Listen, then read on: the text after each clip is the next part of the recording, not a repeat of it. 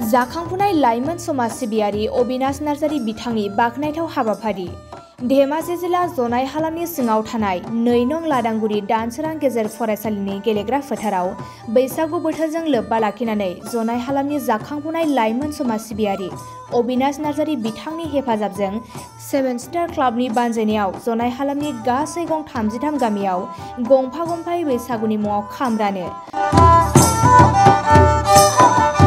मख'नो गोनांदि बिथां अबिनाश नार्जारीया बेनि अनगायैबो गोबां बिथिङाव रायजो राजाफोरखौ अनसायबोगासिनो दं। मोनसे खोथाखौ रायखांनांगोनदि थांनाय 29 मार्चनिफ्राय 7 स्टार क्लाबनि बानजायनायाव समाज सिबियारि अबिनाश नार्जारी बिथांनि हेफाजाबजों गिबियाव जनाय हालामनि गोग्लैसोनाय ओनसोल आरो हारिमु बिथिंनि गोबां उनफिननानै थानाय थारिखसारि गामियाव 7 साननि हारिमुआरि मावबादा जोबनाय लोगो लोगोनो फिन आरोबाव 7 स्टार क्लाबनि बानजायनायाव समाज सिबियारि अबिनाश नार्जारी बिथांनि हेफाजाबजों दानसोरां गेजेर फरायसालिनि गेलेग्रा फोथाराव 7 साननि हारिमुआरि मावबादाखौ 5 एप्रिलनिफ्राय लानानै दिनै जोबथा सान। बे जोबथा सानजों लोब्बा लाखिनानै मोनसे बाखनायथाव हाबाफारि जनाय हालामनि गासै गं 33 गामियाव गंफा गंफायै गोदान बोसोर बैसागु बोथोरनि मुङाव खाम राननाय हाबाफारिबो लाफायो।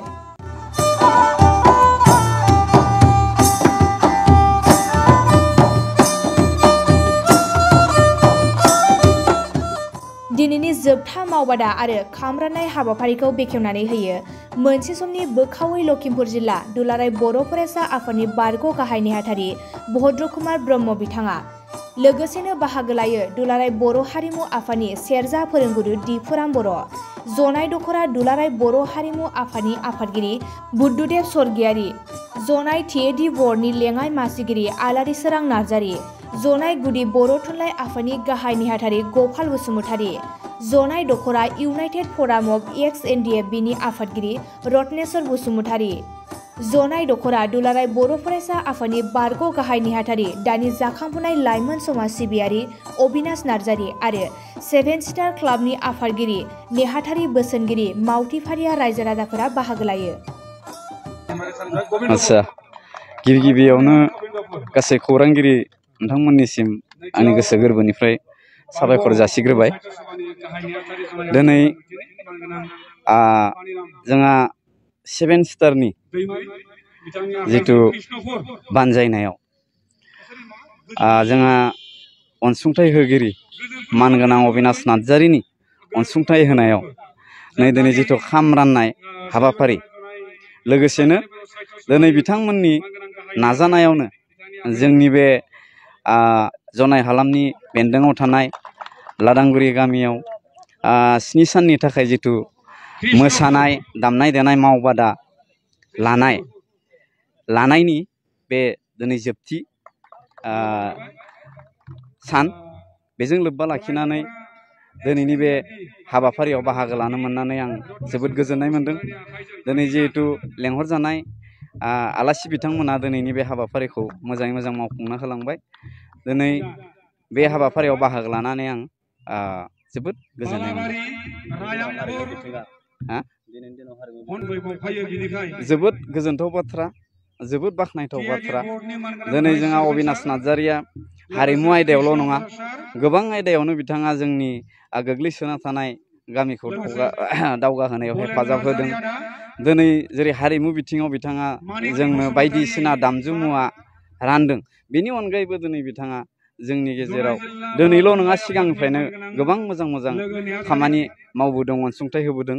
नै बावैसो साननैसो सिगाङाव बिथाङा 2 नं लादांगुरि गामिनि लामायाव जिथु दंफां गायनाय हाबाफारि, बे हाबाफारिखौबो बिथाङा अनसुंथाइ होनानै दिनै जोंनि गामियाव बे जोंनि ओनसोलाव दावगानाय हाबाफारि मावदों।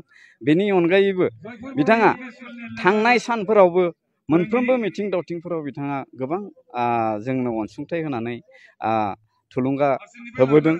बेनि अनगायैबो नै थांनाय जिथु गोजां बोथोर सिजोनावबो बिथाङा जोंनि ओनसोलाव 70 बोसोरनि बांसिन जानाय बोराय बुरै बैसोगोरा बिथांमोननो कम्बल राननानै मोजां हाबाफारि मावना होलांदों।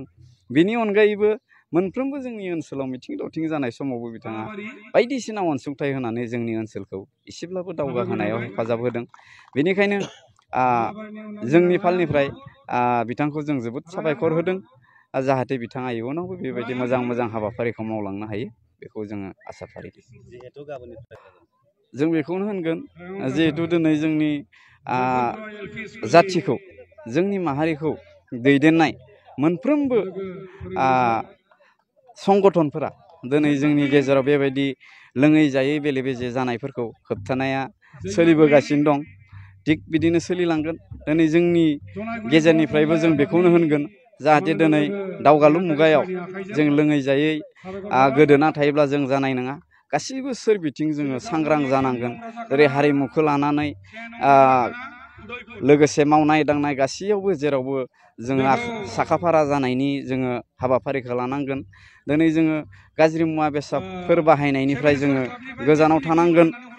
गोजानाव थानायखौ जोङो नोजोर होनांगोन अब्लासो जोङो दावगालांनो हागोन। आरो गिबि महरै जोङो गिबियाव जों गोसो होजेननांगोन सोलोंथाइ आयदा।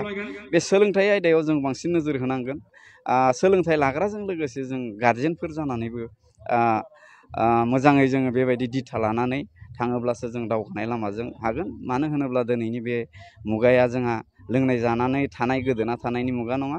जोङो बे समजों गोरोबफानानै मुलुगाव जायखिजाया हाबाफारियावनो जोङो सांग्रांथि जानानै दावगालांनांगोन। बेनिखायनो जोंनि फालनिफ्राय जों गासैबो फरायसाफोरखौ जों लेखा फरायाव गोसो होनाय लोगोसेनो गाज्रि मुवा बेसादनिफ्राय गोजानाव थानानै जों नैबायदि जेरै दामनाय देनाय बेफोराव जोङो एंगेज जानानै थायोब्ला जों जेब्लायबो दावगालांनाय राहा लामायाव हागोन। ओंखायनो बेफोरबायदि हाबाफारियाव गासैखौबो बाहागो लालायनो थाखाय आं आंनि फालनिफ्राय थिग बिदि मेसेजखौनो होनाय जाबाय।